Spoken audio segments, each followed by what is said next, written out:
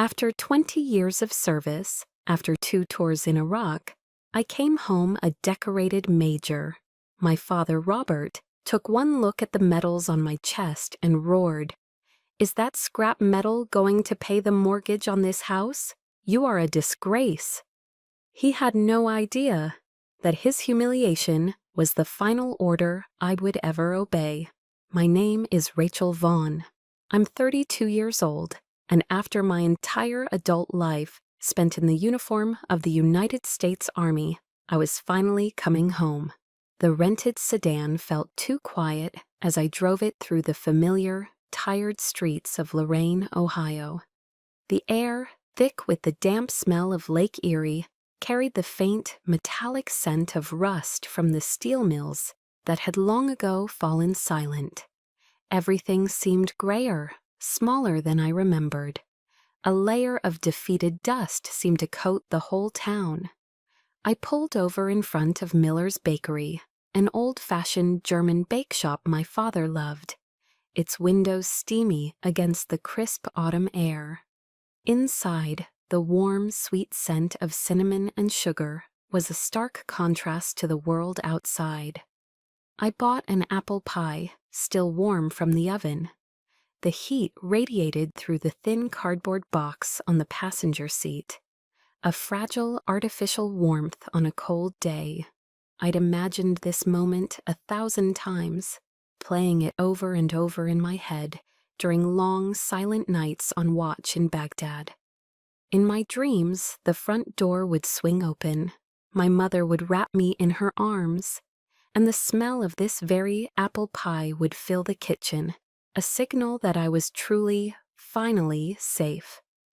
But as I parked in front of the 2-story house, its faded blue paint peeling at the edges, a familiar gnawing unease coiled in my stomach.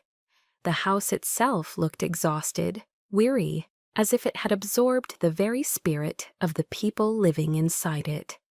I took a deep breath, the disciplined inhale of a soldier, and walked up the cracking concrete path. My father, Robert, opened the door. His steelworker's build was still formidable, a solid block of a man. But his hair was completely white now, and his once bright blue eyes were as cold and hard as a winter sky. There wasn't a flicker of joy, not even recognition. "You're back," he stated. It wasn't a question. His voice was gruff, the sound of a hammer striking metal. Behind him, shrinking into the dim hallway, was my mother, Catherine. Her hands, I saw, were nervously wringing the front of her floral apron. And to her right, leaning against the doorframe with his arms crossed, was my brother, Alex. He wore an expensive, tailored suit, a stark contrast to the worn-out surroundings, and his face held an expression of smug indifference. No one moved, no one stepped forward. There was no embrace. A heavy, suffocating silence filled the doorway. They just stared at me, or rather, at the army combat uniform I wore, as if I were a stranger delivering bad news. The silence stretched, becoming so dense I could almost feel its weight on my shoulders. I suddenly felt like a 10-year-old child again, caught doing something unforgivable, even though I had done nothing at all. I forced myself to break the stillness, holding out the pie box towards my mother like a peace offering. "I brought Dad's favorite," I said, my voice sounding foreign to my own ears. "Apple pie." My mother's hand twitched, a hesitant, bird-like motion, but my father swatted the air in front of her, a sharp gesture of dismissal. His gaze dropped from my face and fixed on my chest, on the neat rows of ribbons and medals I had earned. The silver star, the purple heart, the Distinguished Service Medal. He raised a hand, not to welcome me, but to point, his finger thick and calloused. His voice, when it came, was no longer a gruff statement, but a roar that echoed in the small, cramped foyer. "What did you bring that scrap metal home for?" he bellowed, his finger jabbing towards the medals. "Is that gonna pay the mortgage on this house? Is it gonna buy your mother's medicine? He turned his furious gaze on Alex, then back to me. Look at your brother. He takes care of his parents, sends money every month. You disappear for a dozen years and come back with this useless junk. His voice cracked with rage. You are a disgrace to the Vaughn name. Disgrace. The word hit me first, then the others. Scrap metal. Useless junk. Each one was like a piece of shrapnel tearing through my chest. Shock, pain, numbness. I could feel the blood drain from my face, a cold wave washing over me. I looked at my mother, her eyes filled with tears, but she quickly turned her head away, wiping at her cheek as if to erase the evidence. I looked at Alex. He just shrugged, a barely there motion, and a small, cruel smirk flickered across his lips. A disgrace? I had commanded hundreds of soldiers. I had been responsible for bringing other people's sons and daughters home, some of them in flag-draped coffins. I carried scars, both on my skin and on my soul, from defending the very values he claimed to believe in, the ones he supposedly taught me. And this was my welcome home. My training kicked in. In a crisis, you don't feel, you act, you compartmentalize. I locked the searing pain away in a box deep inside me. I said nothing. Words were pointless. They were a foreign currency in this house. With a steady hand, I leaned forward and placed the warm apple pie on the small, cluttered end table by the door. Then I straightened up, turned my back on them, and walked away. The front door didn't slam shut behind me. I heard no movement from inside. I reached the bottom of the steps, paused, and then turned back. I walked up to the open door, took hold of the cold brass knob, and pulled it shut myself. The latch clicked into place with a quiet, final, and decisive sound. The cold from the front doorknob seemed to have seeped into my bones. Hours later, sitting on the edge of a stiff bed in a cheap motel room off the interstate, I still couldn't get warm. The air smelled of stale cigarette smoke and industrial cleaner. Through the thin window, the neon sign of a 24-hour diner cast a sickly green glow across the room, illuminating the dust motes dancing in the air. I couldn't sleep.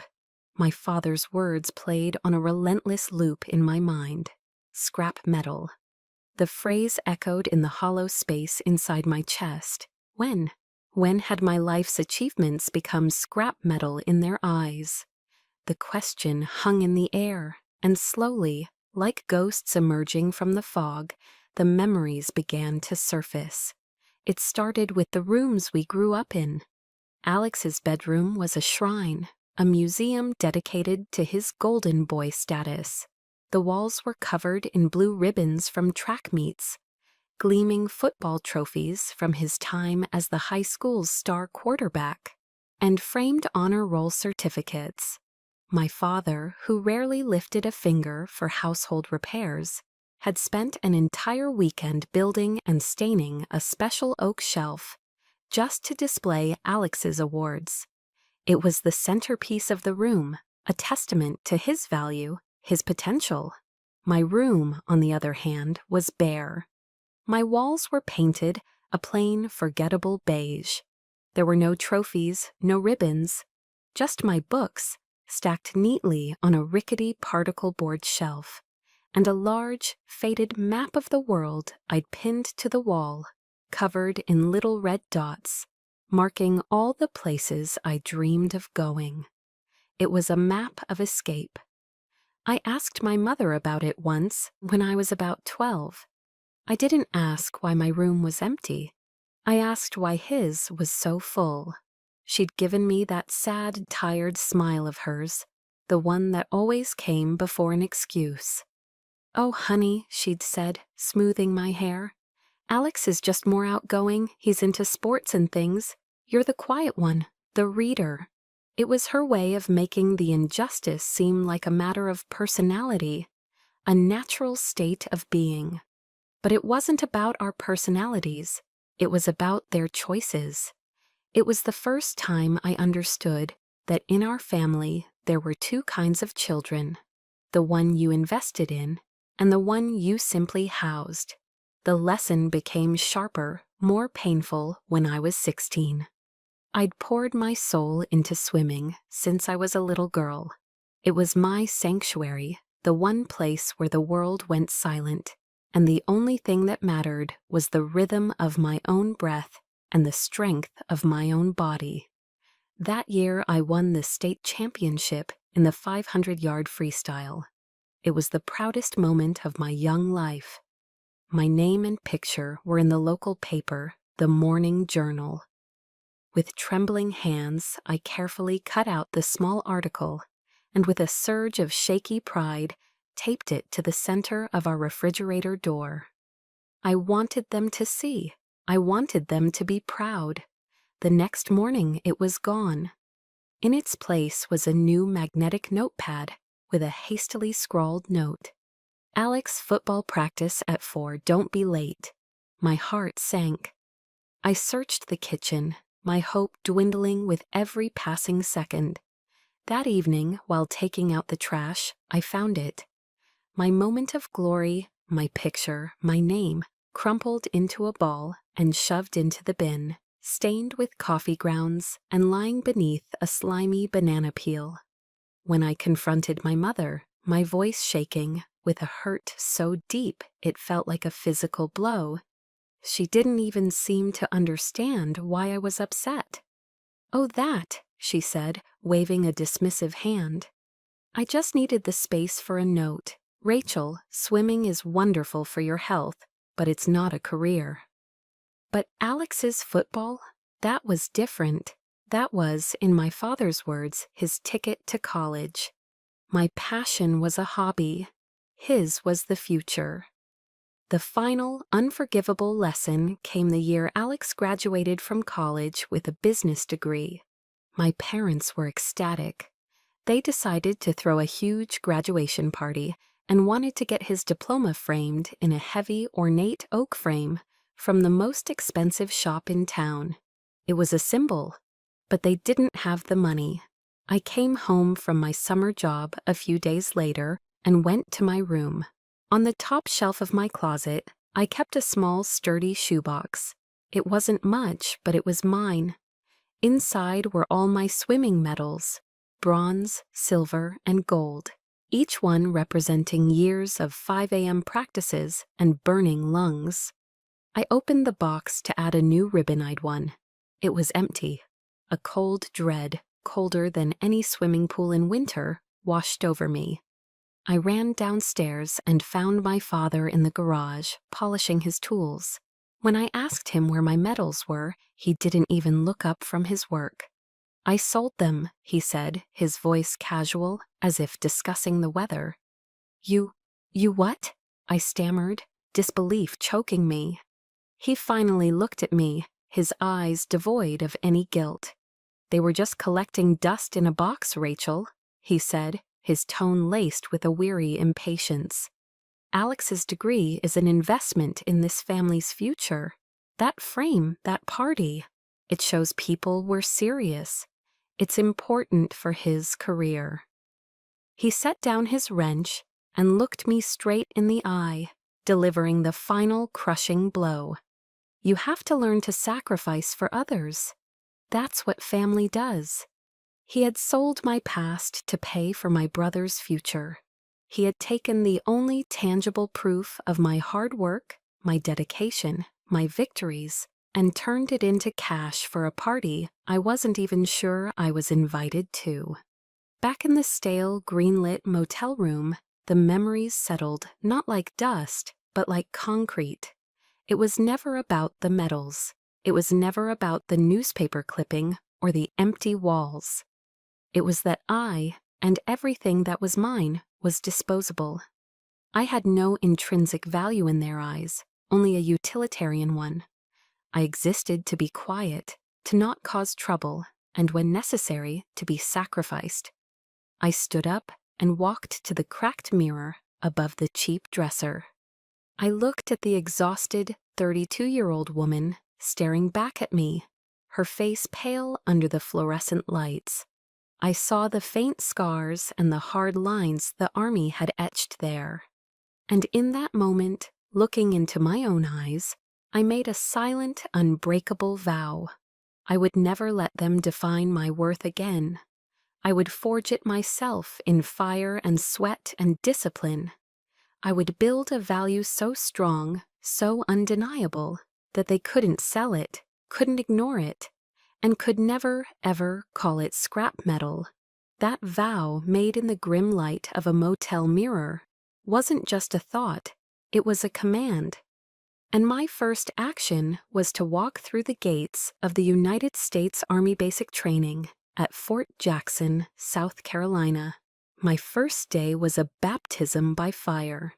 The oppressive heat and humidity of the deep South wrapped around me like a wet woolen blanket, a stark contrast to the crisp autumns of Ohio.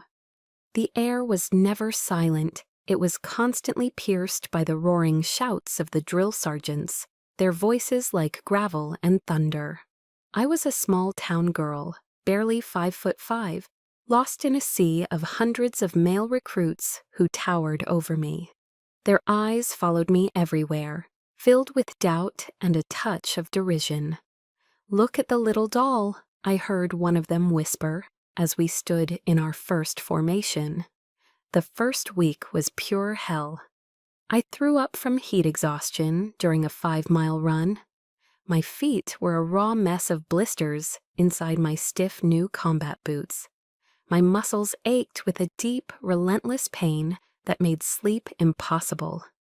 Every night, as I lay on the hard, unyielding bunk bed, staring at the metal springs of the mattress above me, I would think of the soft bed in my old room, the quiet comfort of Alex's home. But then, inevitably, the image of my father's contemptuous face would flash in my mind, and that memory, that searing rejection, became the fuel that propelled me out of bed at 4 a.m, ready to face another day of punishment. I wrote home every week, detailing the grueling challenges, the small victories, the lessons I was learning about myself. In some naive corner of my heart, I still hoped they would see me changing, growing into someone worthy of their pride. The replies from my mother, when they came at all, were sparse and brief, written on flimsy, airmail thin paper that felt as insubstantial as the words themselves. "Everything is fine here. Your father is the same. Alex just got a promotion at the bank. Remember to stay warm." There were no words of encouragement, no questions about my well-being, not a single "we're proud of you." One time I sent home a formal photograph of myself in my dress uniform, standing at perfect attention. My mother's only reply was a short scribbled note at the bottom of her next letter. "You look so thin." That was it. I could be on the other side of the country, pushing my body and mind to their absolute limits. But in their world, I was still just a shadow, an afterthought. I was the child who needed to be reminded to stay warm, while my brother was celebrated for his financial success. My perspective began to shift one rainy afternoon in the base library. Seeking refuge from the endless drills, I stumbled upon a worn copy of To Hell and Back, the autobiography of Audie Murphy. I was captivated by the story of this small, wiry young man from Texas, initially rejected by multiple branches of the military for being underweight, who went on to become the most decorated American soldier of World War II. He didn't fight for glory or medals. He fought for his brothers in arms, for the integrity of his unit, for a personal code of honor that no one could take from him. His story gave me a moral compass. I finally understood that honor wasn't something bestowed upon you by your family. It was something you forged yourself, day by day, in the smallest of actions. It was in the shine of your boots, polished to a mirror finish brighter than anyone else's. It was in running that extra mile when your lungs were screaming for air. It was in memorizing one more regulation, one more piece of the knowledge that could one day save a life. I stopped looking for approval from Ohio. It was never going to come.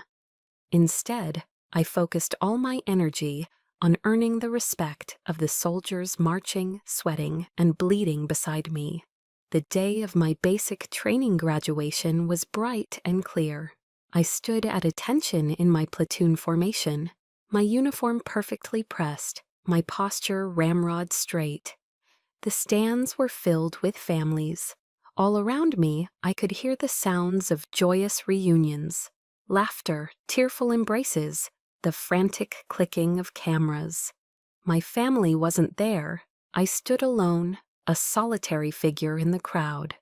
But for the first time in my life, I didn't feel lonely. I felt powerful. The emptiness in the stands where they should have been no longer felt like a void of rejection, but a space of freedom. When the company commander called my name, his voice booming over the loudspeaker, my heart didn't leap with a need for their approval. For demonstrating outstanding leadership, discipline, and motivation, the Distinguished Honor Graduate for Bravo Company is Private Rachel Vaughn. As I walked to the podium to receive the plaque, I didn't glance at the empty seats. I looked straight ahead at the endless blue sky, at the future I was building with my own two hands. The roar of the drill sergeants, once a sound of terror, now felt like a validation. I had survived, and this was only the beginning. After the solitary strength of graduation, I was assigned to my first duty station at Fort Carson, Colorado. The rugged beauty of the Rocky Mountains was a world away from the flat gray landscape of Ohio, but the loneliness I carried with me felt exactly the same. I arrived as a quiet, wary private, determined to prove my worth through hard work and to keep my head down. My platoon sergeant was a man named David Miller, though everyone just called him Dave. A sergeant first class from Texas, he was a man of few words, with a weathered face and eyes that seemed to see everything without ever needing to stare.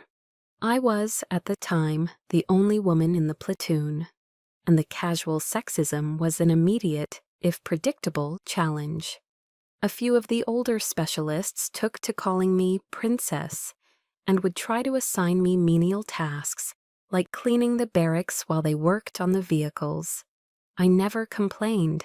I just did the work and tried to outperform them in every drill. One sweltering afternoon, we were performing maintenance on our armored personnel carriers. The air was thick with the smell of grease and diesel.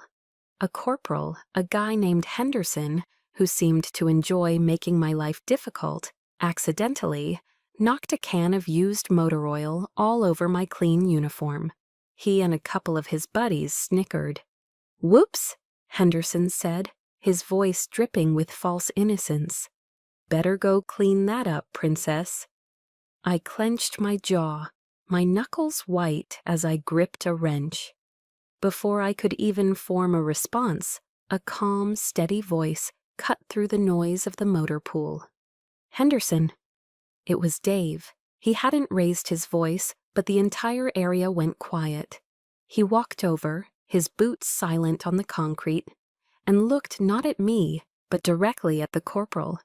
His gaze was flat, unreadable, and utterly commanding. "Clean it up," Dave said, his voice low and even. "For Private Vaughn, right now." He paused, letting the silence hang heavy in the air. "And from this moment on, you will remember that she is your sister in arms, not your punchline."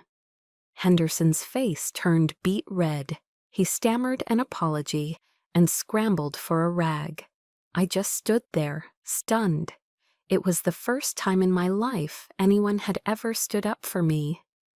That first Thanksgiving away from home, I was resigned to eating alone in the nearly empty mess hall on base. I sat with my plastic tray of lukewarm turkey and instant mashed potatoes, trying to ignore the profound ache of holiday loneliness. A few minutes later, two people stopped at my table. It was Dave and his wife, a kind-faced woman named Sarah. "Absolutely not," Sarah said, her smile warm enough to melt the Colorado snow. "We are not letting one of our soldiers eat Thanksgiving dinner alone." Before I could protest, they were whisking me away to their small off-base house. The moment I stepped inside, I was enveloped by the glorious smells of real roast turkey, stuffing, and fresh-baked pumpkin pie. They welcomed me into their home, sat me at their table with their two young children, and treated me not as a guest, but as one of them. I played with their kids, helped clear the table, and for the first time in years, I felt the simple, uncomplicated joy of being part of a real family. Later that night, as Dave drove me back to the barracks, he looked over at me. "In the Army, we look out for our own, Vaughn," he said quietly. "Out here, that's all we've got." My 21st birthday came and went a few months later with deafening silence from Ohio. No card, no call.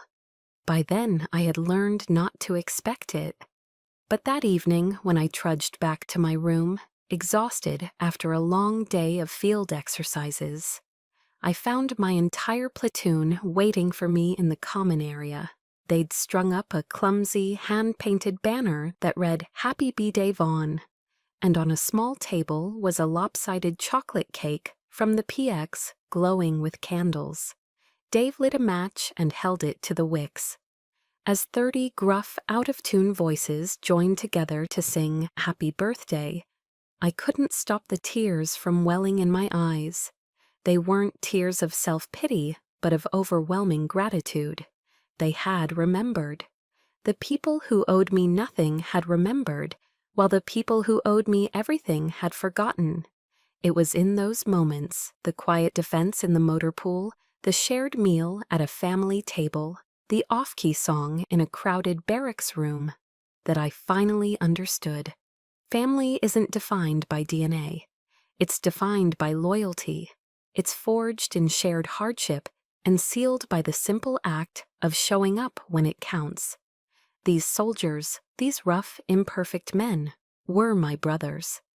We faced down danger together, shared meals in the dirt, and cleaned our weapons in respectful silence. Our bond wasn't written on a birth certificate. It was etched in our hearts with sweat, mud, and unwavering respect. This was my family. A family built on a foundation of honor. The years passed in a blur of deployments, promotions, and the steady, quiet rhythm of military life. The honor I had found at Fort Carson became the bedrock upon which I built my world. I rose through the ranks from private to specialist, then sergeant, and eventually I earned my commission as an officer. I served 2 grueling tours in Iraq, where the lessons of leadership were not taught in a classroom but forged in the dust and imminent danger of places like Fallujah.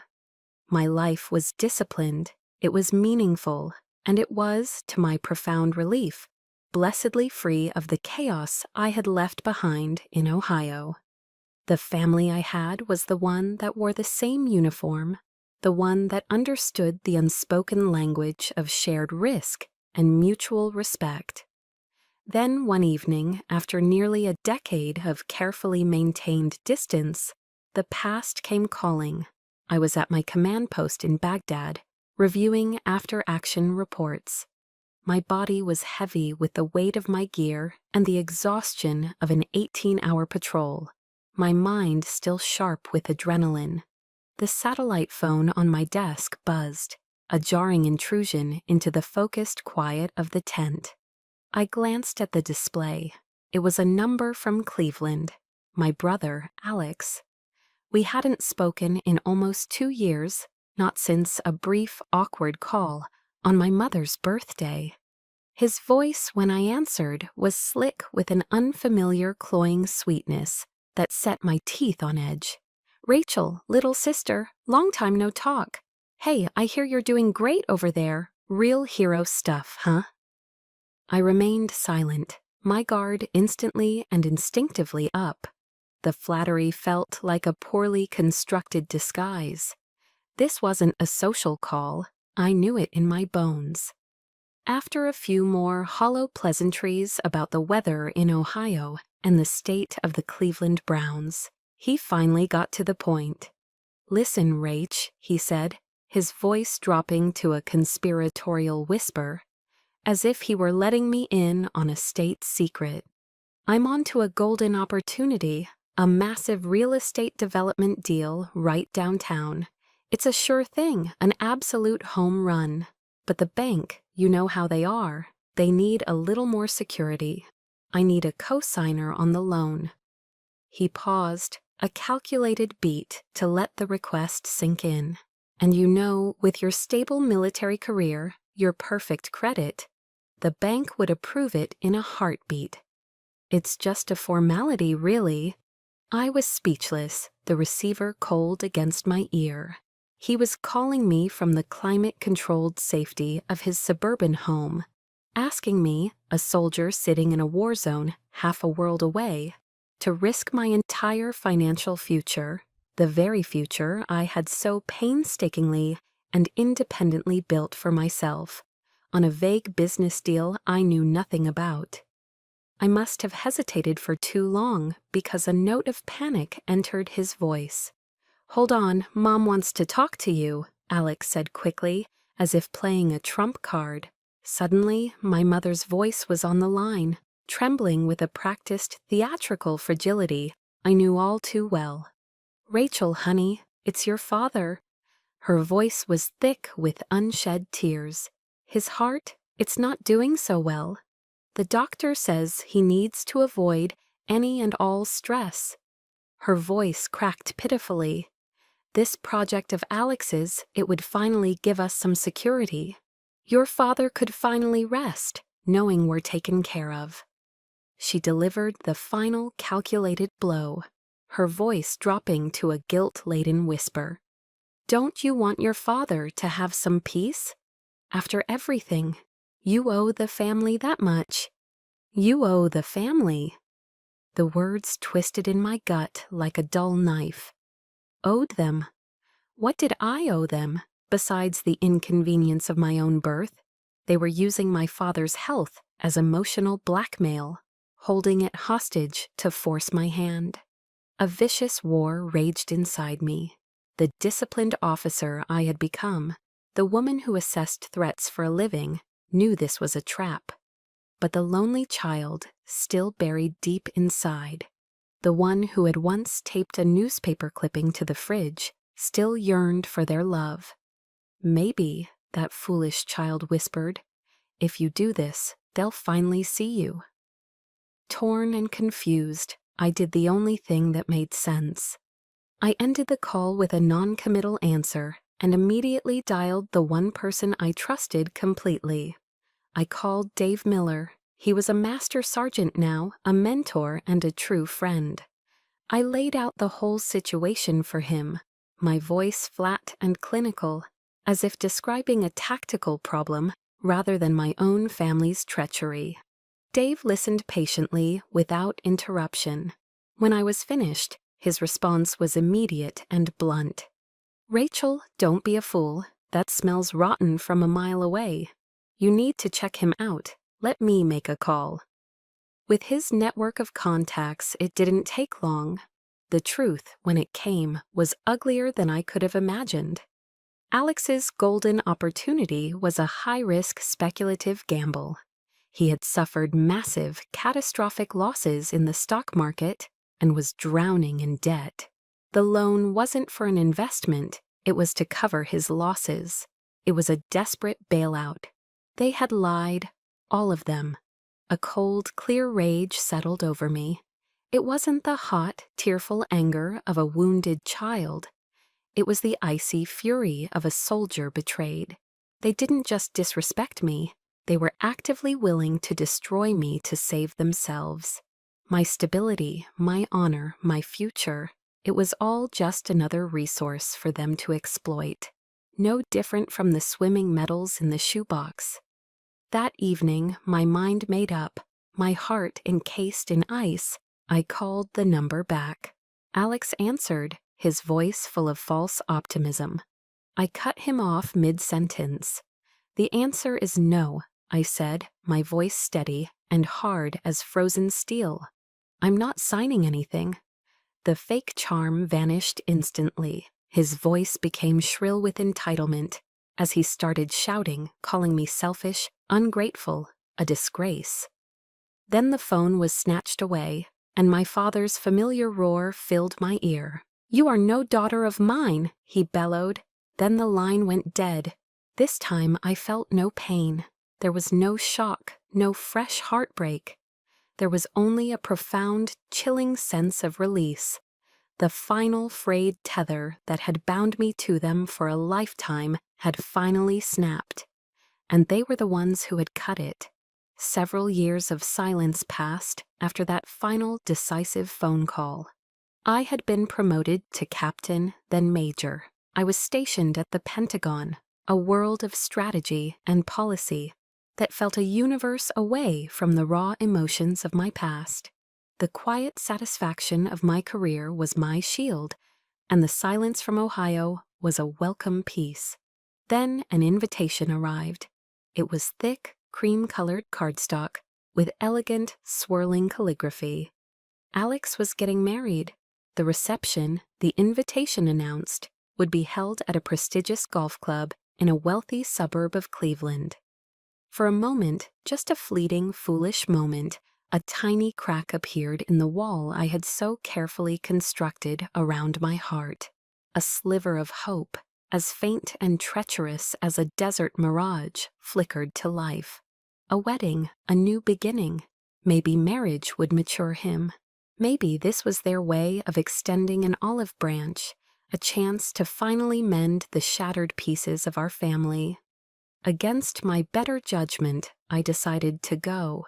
I spent a week's salary on an elegant, floor-length navy blue gown and a ridiculously expensive crystal vase for a wedding gift. I wanted to show them I wasn't the failure they remembered. I wanted, for one last time, to walk into a room with them and be treated not as an obligation, but as family.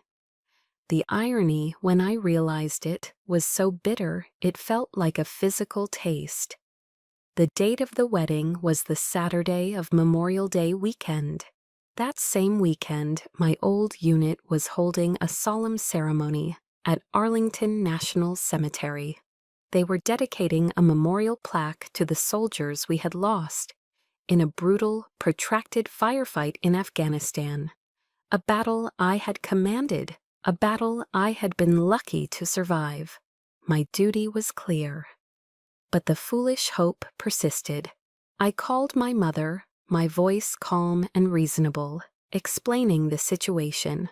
I would attend the ceremony in Arlington that morning to honor my fallen men, and then I would drive through the night to be at the wedding reception that evening. Her response was a frantic, pleading whine. "You have to be here, Rachel. You have to. Your father will never forgive you if you miss your own brother's wedding for a bunch of strangers." Strangers. The word hung in the air between us, cold and obscene. Those strangers were the men who had died under my command, the brothers who had bled out in the Afghan dust so that others, including myself, could come home. The line went cold with my silence. I kept my word. The ceremony at Arlington was a blur of dress blues, white marble, and heartbreaking grief. I stood with the families of my men, sharing their tears and their dignified sorrow. Then, my duty done, I got in my car and drove for 8 straight hours, fueled by caffeine and that last stubborn shred of hope. I arrived at the golf club as the main course was being served. The ballroom was a glittering spectacle of chandeliers and ice sculptures. I was exhausted, my heart heavy with the morning's memories. But I smoothed down my gown, put a polite smile on my face, and made my way towards the head table, the crystal vase heavy in my hands. But there was no place for me. The round table was set for 8. My father sat at its head, holding court. My mother sat beside him, beaming. Alex and his new bride were radiant. Her parents were there, and her brother. Every seat was taken. I stood there, a ghost in a navy blue dress, invisible in the warm glow of the reception. I finally caught Alex's eye. He looked at me, not with surprise, but with irritation. "Oh, you actually came," he said, loud enough for the table to hear.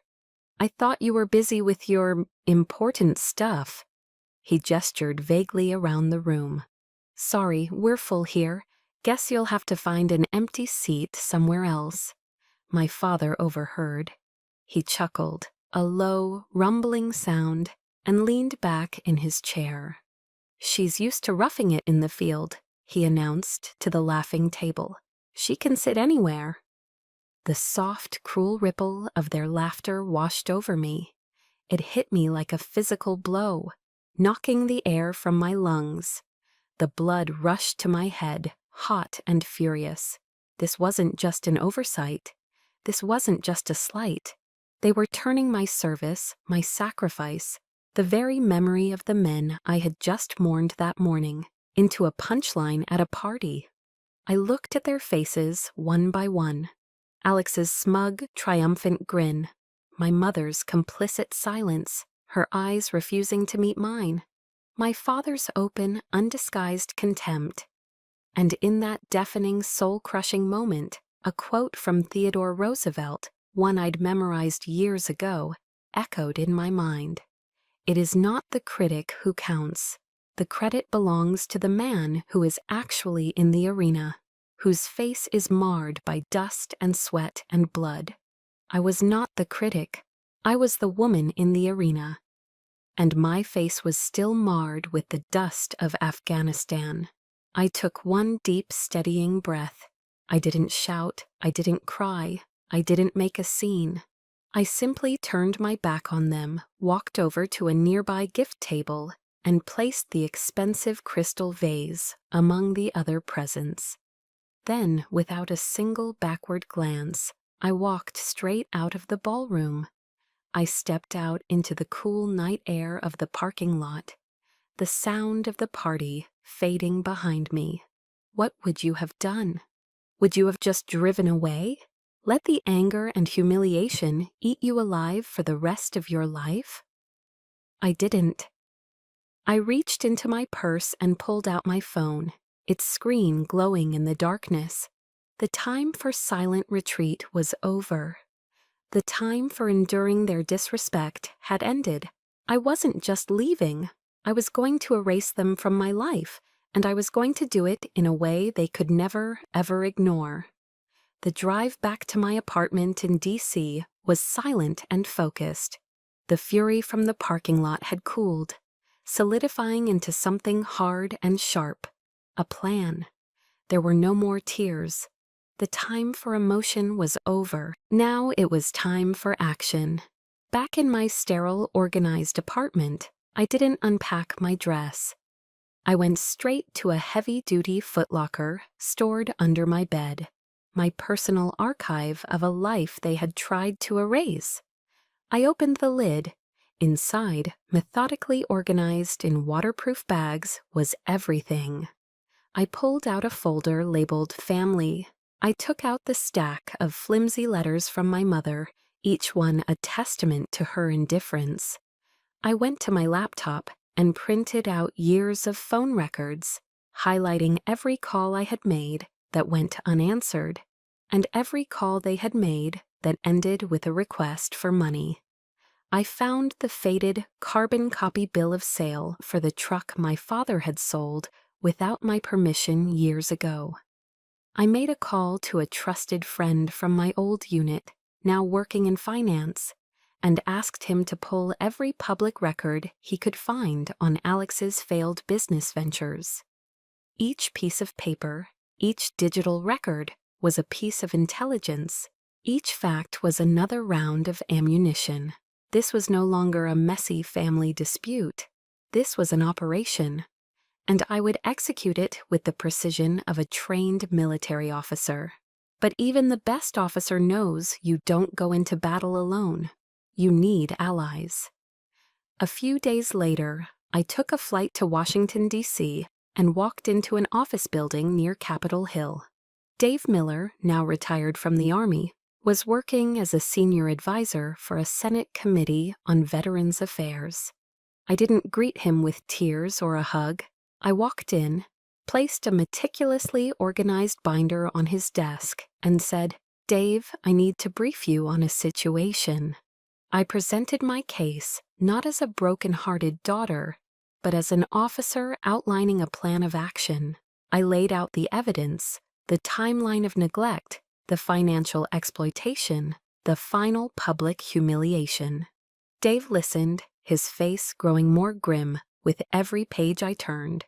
He looked at the phone records, the financial reports, the timeline of events.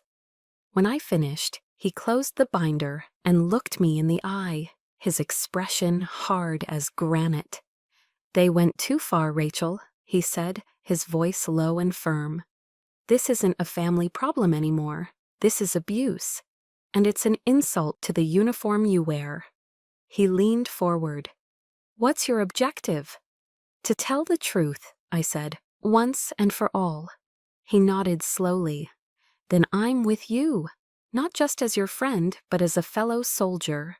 We protect our own." During the next few weeks, as we prepared, a forgotten email surfaced in my government inbox. It was a formal notification from the Pentagon, sent months ago and buried under a mountain of daily briefings. It announced an upcoming ceremony where the president would be honoring a select group of officers for their quiet, strategic contributions to national security. My name, to my surprise, was on the short list for consideration for the Presidential Medal of Freedom. My first instinct was to delete it. Medals were the cause of this whole nightmare. They were just scrap metal. I no longer needed validation from a piece of ribbon and brass. But then an idea began to form in my mind, a strategic possibility so potent it took my breath away. What if? What if I wasn't just considered? What if I was actually chosen? What if the undeniable truth of my career, my service, my honor, was announced on national television, at the highest possible level, at the very moment they were celebrating their own petty triumphs? It wouldn't be revenge. It would be an unavoidable, irrefutable fact. It was the perfect weapon, a silver bullet. I immediately began to prepare for a battle I wasn't even sure I'd be fighting. I had Dave use his contacts to discreetly inquire about the selection process. I started writing, not a speech, but my own story for myself. I documented every detail, every lonely holiday, every dismissive comment, every dollar sent and never acknowledged. I needed the facts sharp and ready in my mind. I was no longer Rachel Vaughn, the discarded daughter from Ohio. I was Major Vaughn, the commander of the most important operation of my life. The objective, Operation Truth. My silence was over. It was time for the world to listen. The morning of the ceremony, I sat in a hushed waiting room in the East Wing of the White House. My Army service uniform was immaculate, the fabric crisp and heavy. I could feel the familiar weight of my medals on my chest, not as scrap metal, but as anchors to a life of purpose. My breathing was slow and steady, a practiced calm I had mastered under fire. In my mind, a single verse from the Gospel of Matthew echoed, a phrase I'd held on to through the long nights of planning. For there is nothing concealed that will not be revealed, nor secret that will not be known. At that very moment, 300 miles away in Ohio, I knew my family was gathering. I had seen the details of the event online. They were celebrating my parents' 45th wedding anniversary with a lavish brunch at the same country club where Alex had been married. The menu was a symphony of indulgence, lobster tails, filet mignon, endless champagne. It was a world of performative wealth, of hollow celebration. My world, in contrast, was one of quiet, solemn dignity, a world of honor paid for in sweat and blood. Dave sat beside me, his own suit perfectly pressed. He reached over and gave my hand a firm squeeze. "Ready, General?" he asked, his voice low. I had been promoted to Brigadier General 6 months prior. Hearing him use the title still felt surreal, but today it felt right. I gave him a curt nod. "Ready." The ceremony began, broadcast live on all the major news networks. I knew that in the private dining room of that country club in Cleveland, a large television would be on, likely tuned to a sports channel. But I had arranged for a little nudge, a text message, sent by a friend to Alex's new father-in-law a few minutes prior. "You might want to turn on C-SPAN. Something big is happening at the White House." I knew their curiosity and their need to appear informed would do the rest. I pictured them watching, perhaps with annoyance, as the President of the United States stepped up to the podium. He began to speak about the quiet heroes of the nation, the leaders who operate in the shadows, whose strategic brilliance secures the safety of millions. And then I heard the words that would act as the warhead for the missile I had so carefully aimed. And today, with the deepest pride and gratitude, this nation recognizes one of the finest military strategists of her generation. The President's voice was full and resonant. An officer who was awarded the Silver Star for extraordinary gallantry in action, who commanded pivotal operations in the War on Terror, whose courage and leadership have saved countless American lives. My heart hammered against my ribs, a steady, powerful drumbeat. I knew what was coming. The entire world was about to know. It is my profound honor to introduce and to award the Presidential Medal of Freedom to Brigadier General Rachel Vaughn. I could almost see it. The clatter of a champagne flute dropping to the polished floor in Ohio, the self-satisfied smile freezing on Alex's face, melting into disbelief, the color draining from my mother's cheeks, her hand flying to her mouth in a gesture of pure shock. And my father, Robert Vaughn, the man who had called my life's work useless junk, who had branded me a disgrace, now staring speechless at the screen. He was watching his daughter, the one he had written off and cast out, being honored by the most powerful man in the world on national television. The stunned silence in their private party must have been louder than the thunderous applause that erupted in the East Room. They had made me invisible, but now the whole country was looking at me, and through me they were looking at the profound public failure of my family. I rose from my seat. Each step toward the stage was steady, measured, and sure. I walked through the applause, my back straight, my gaze fixed forward. The President shook my hand firmly and fastened the medal around my neck. He leaned in and spoke, his voice for my ears alone. "This country owes you a debt it can never fully repay, General Vaughn." I stepped back, faced him, and executed the sharpest, most precise military salute of my career. It was a gesture of respect for his office and a final silent farewell to the weakness of my past. I did not look for the cameras. I did not search for their faces through the lens. I looked at my future, a future I had seized for myself. This was not revenge. This was revelation. This was truth brought into the light. They had refused me a seat at their table, but it no longer mattered. My name was now being carved into the pages of American history, and that was a celebration they could never ever attend. The ceremony ended, but the explosions had just begun. My phone, which had been on silent in my purse, lit up like a switchboard under attack the moment I returned to the hotel. Dozens of missed calls, a flood of text messages. From my mother, "Rachel, why didn't you tell us? Please call me." From Alex, "We need to talk now." The now was in all caps. I sat on the edge of the hotel bed and watched the screen flash, a silent, frantic light show. For the first time, my silence wasn't a product of their neglect. It was a choice. It was a weapon. Dave, who had accompanied me back, looked at the phone, then at me. "What are you going to do?" "Let them wait," I said, my voice calm.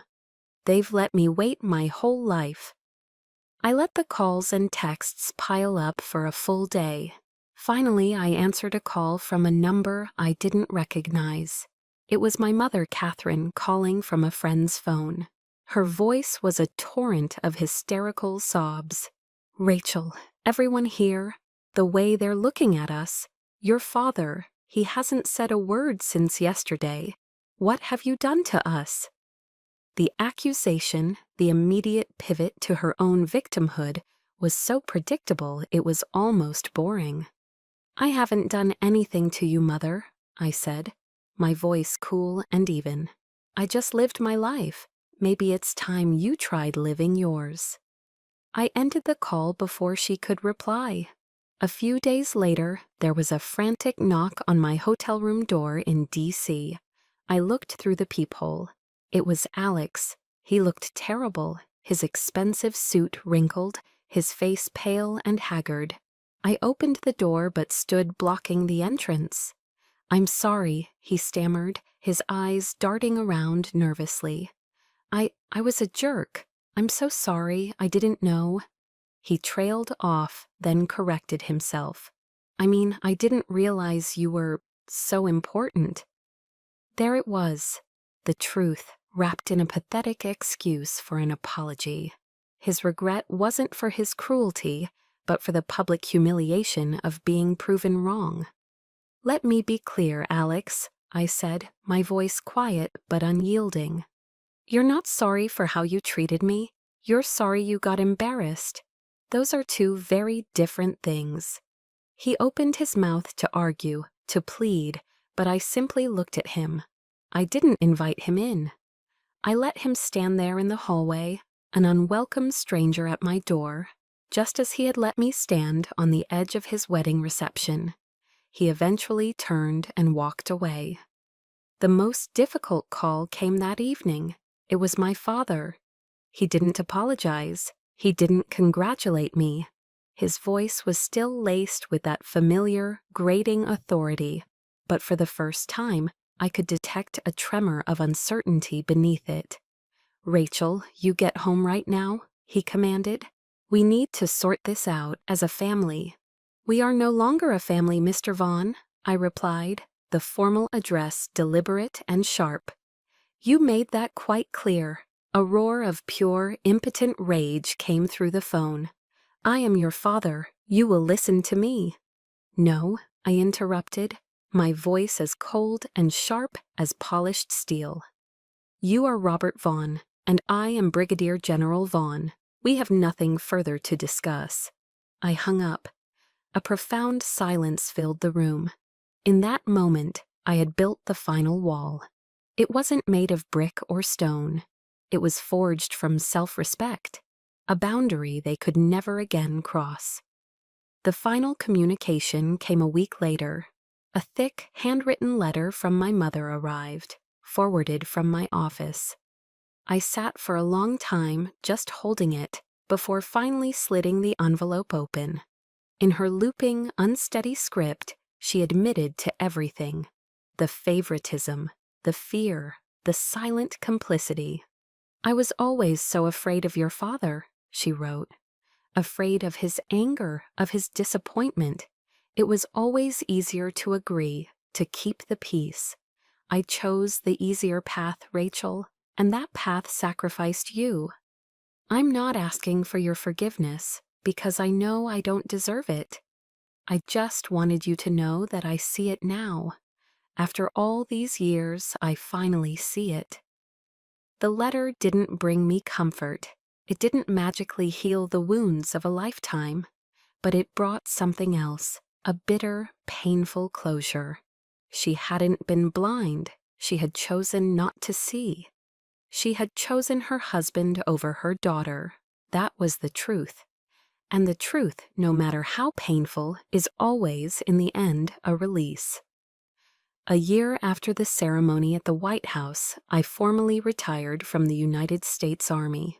I didn't return to Ohio. I didn't return to the gray, tired streets of my childhood.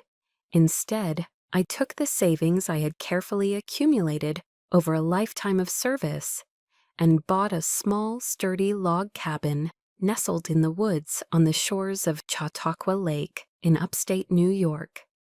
The peace here was a living thing. Every morning I would sit on the worn wooden planks of my porch, a steaming mug of black coffee in my hands, and watch the mist rise off the still, dark water. The air smelled of pine needles and damp earth. I had spent my entire adult life in service, in conflict, in the structured noise of the military. Now, in the profound quiet of the wilderness, I was finally learning how to just be. To live in the stillness. I wasn't idle. I volunteered for a mentorship program for young female veterans, helping them navigate the difficult transition from military to civilian life. I listened to their stories, helped them translate their hard-won skills into resumes, and guided them through the labyrinth of the VA system. In helping them find their footing, in watching them reclaim their voices from the noise of their own pasts, I found a new, quieter kind of purpose. I was helping them build the foundations for their own lives, just as I had been forced to build mine. One crisp autumn afternoon, a young woman I had been mentoring, a former specialist named Maria Sanchez, came to visit. She was a sergeant now, her posture confident, her eyes bright with a strength she hadn't possessed when we first met. "General," she said, her voice filled with a gratitude that humbled me. "The most important lesson you taught me wasn't about tactics or strategy. It was about my own worth. You made me see that I wasn't broken. You saved my life." Before she left, I went to a small wooden box on my mantelpiece. I took out one of my personal challenge coins, the brass heavy and cool in my palm. I pressed it into her hand. "This isn't a gift, Sergeant," I told her, my voice firm but gentle. "It's a responsibility. You hold on to it until you meet a young soldier who needs it more than you do. Then you pass on the strength." She closed her hand around the coin, her eyes shining with tears. As I watched her drive away, I knew with a certainty that settled deep in my soul what my true legacy was. It wasn't the medals pinned to a uniform or the title before my name. It was this passing of the torch, this small, quiet fire of resilience, passed from one generation to the next. That evening, while cleaning out an old trunk, my fingers brushed against a forgotten envelope. It was crumpled and yellowed with age. My father's letter. The one he had sent after I had hung up on him, the one I had never opened. I had kept it, I'm not sure why. Perhaps it was the last vestige of a daughter's curiosity, a final lingering question mark. As dusk settled over the lake, I built a small fire in the stone pit near the water's edge. The flames crackled, casting dancing shadows on the trees. I held the letter in my hands for a long time, feeling its weight, its history. I didn't need to know what was inside. The apologies, the excuses, the justifications, they no longer mattered. My future wasn't written in those faded ink lines. My peace was not contingent on his regret. With a slow, deliberate movement, I reached out and gently placed the unopened envelope into the heart of the fire. The paper curled instantly, the edges blackening before the whole thing was consumed by orange and gold. It flared brightly for a moment, then crumbled into weightless, glowing ash. A soft breeze drifted off the lake and carried the embers away, scattering them like dark stars over the shimmering water until they vanished completely. I stood there for a long time, watching the fire die down, feeling the cool night air on my face. I was no longer Robert's daughter or Alex's sister. I was no longer a disgrace or a collection of scrap metal. I am Rachel Vaughn, a soldier, a leader, a survivor, a mentor. And for the first time in my entire life, that name all by itself was more than enough. I turned and walked back to my cabin, where a single, warm yellow light glowed in the window, waiting for me. Outside, the world was dark and silent. Inside, there was peace. I was finally home, a home I had built myself. My story finds its peace there, by the fire on the lake. But I know that for many, the journey is still ongoing. Perhaps my long road to building a home within myself resonates with a part of your own. It's a difficult path, and it can feel incredibly lonely, but please know this: you are not alone. If you have a story of finding your own strength or are on that journey now, share your thoughts in the comments below. Your voice matters, and your stories give all of us strength. To be a part of this community, please consider liking this video and subscribing to Chosen Revenge. For more stories of resilience, thank you for listening.